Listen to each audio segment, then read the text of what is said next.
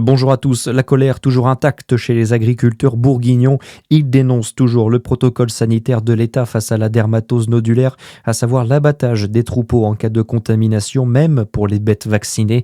Hier soir, une trentaine d'agriculteurs se sont réunis devant la sous-préfecture d'Autun en Saône-et-Loire. À Besançon, ils étaient mobilisés mercredi après-midi près de la gare et hier matin en Côte d'Or, c'était la grande statue de vache charolaise située devant la chambre d'agriculture à Créancey qui a été recouverte de faux sang. Le protoxyde d'azote interdit sur la voie publique dans le Jura. L'arrêté pris par le préfet prend effet à partir d'aujourd'hui. Sa détention et sa consommation est prohibée jusqu'en mars 2026. Une décision motivée par de nombreux drames sur les routes en France ces dernières semaines liés à ce gaz surnommé gaz hilarant. Une opération fouille XXL à la maison d'arrêt de Dijon. Elle a eu lieu mardi en collaboration entre l'administration pénitentiaire et l'équipe régionale d'intervention et de sécurité. 56 personnels en uniforme étaient mobilisés. Au cours de la fouille, 14 portables ont été découverts et confisqués ainsi que 2 grammes de cocaïne. Aucun débordement n'a eu lieu. Cette opération s'inscrit dans la volonté du ministère de la Justice de renforcer l'étanchéité de 6 établissements pénitentiaires en France, dont celui de Dijon. On rappelle que 2 détenus s'en sont évadés le 27 novembre dernier. L'un d'eux est toujours en fuite.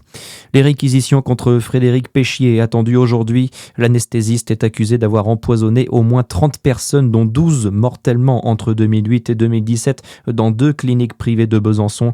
Hier, les représentants du ministère public ont pris la parole. Ils ont assuré que tout désigne cet homme de 53 ans comme coupable. Dans le reste de l'actualité, plus de réseaux sociaux pour les moins de 16 ans.